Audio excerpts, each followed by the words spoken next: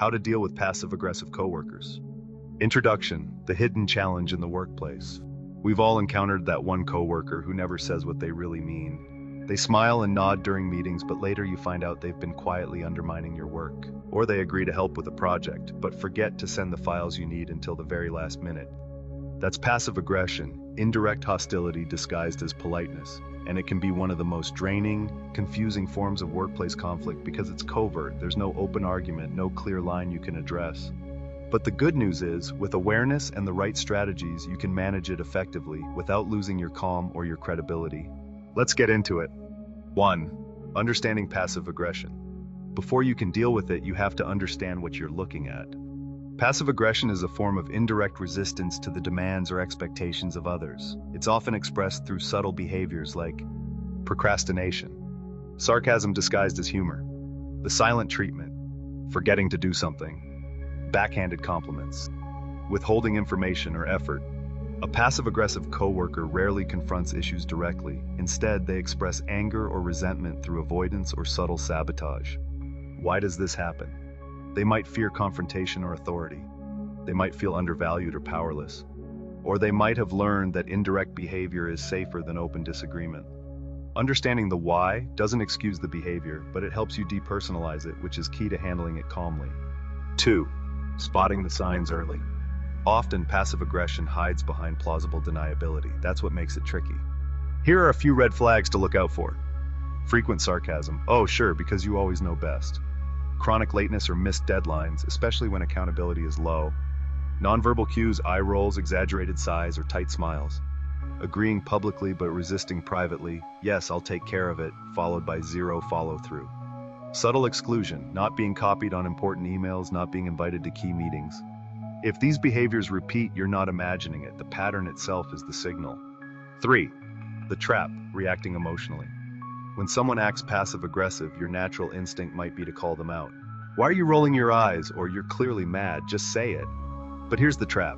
Passive-aggressive people thrive in ambiguity. If you react emotionally, they can flip the script. Wow, you're overreacting, and suddenly you look like the problem. So, step 1 is don't take the bait. Instead, focus on staying calm, factual, and professional. Your tone is your best defense. Think of yourself as a mirror. You reflect clarity and steadiness, even when they project confusion or irritation. 4. Strategy 1. Clarify and document. Passive-aggressive coworkers often rely on vagueness to avoid accountability. Your job is to remove that wiggle room. Practical steps. Follow up verbal agreements with an email summary. Just to confirm our conversation, you'll handle the first draft by Friday and I'll review it by Monday.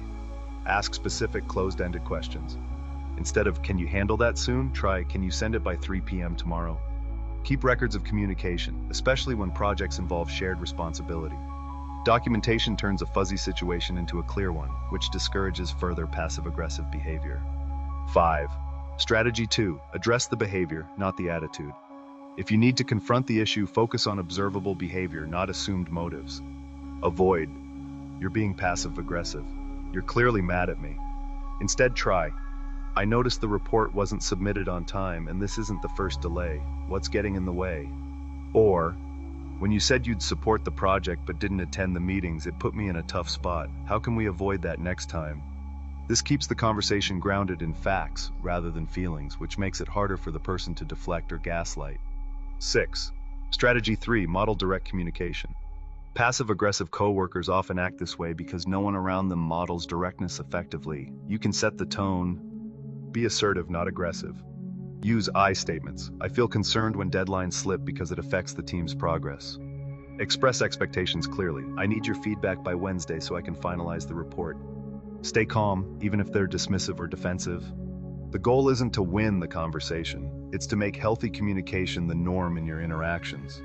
7. Strategy 4. Protect your energy. Dealing with passive aggression can be emotionally exhausting. You might find yourself replaying conversations or second-guessing your reactions. To prevent burnout, set clear emotional boundaries. Don't engage in gossip or venting loops. Practice mental distancing. Remind yourself, this behavior is about them, not me. Keep your focus on your professionalism, not their attitude. If necessary, limit unnecessary contact. You don't have to be their friend, you just have to be functional colleagues. 8. Strategy 5. When to escalate.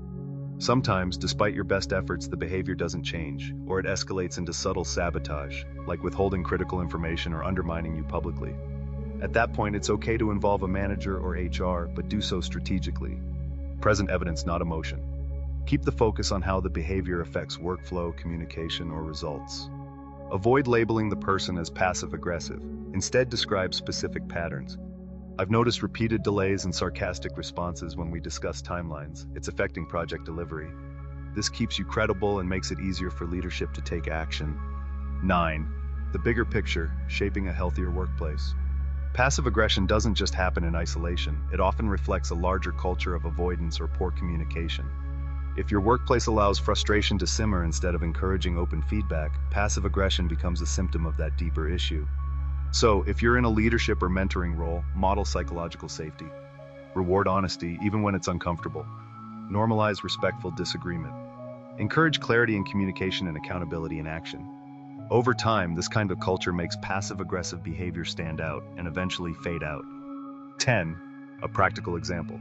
Let's put it into context. Scenario: you're collaborating with Jordan, who often agrees to tasks but delivers incomplete work and makes sarcastic comments like, "Guess I'm just not as efficient as you." Here's how to apply the strategies. Clarify expectations. Follow up every task in writing. Stay factual. "I noticed the last 2 reports were late. Can we review what's holding things up?" Model calm communication. Don't match sarcasm with sarcasm. Respond with steady professionalism. Document patterns. Keep emails and examples in case it needs escalation. Protect your energy. Don't engage in personal back and forth. Focus on outcomes.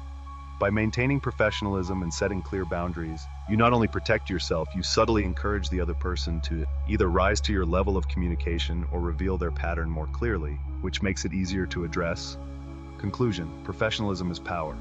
Dealing with passive-aggressive coworkers requires a blend of emotional intelligence, patience, and strategy. It's not about fixing them, it's about protecting your professionalism, keeping your communication clean, and refusing to play their indirect game. When you stay calm, clarify expectations, and hold people accountable respectfully, you build a reputation as someone who's mature, reliable, and emotionally grounded. And in the long run, that's the kind of presence that outlasts and outshines passive aggression every time. Thanks for watching. See you all next time.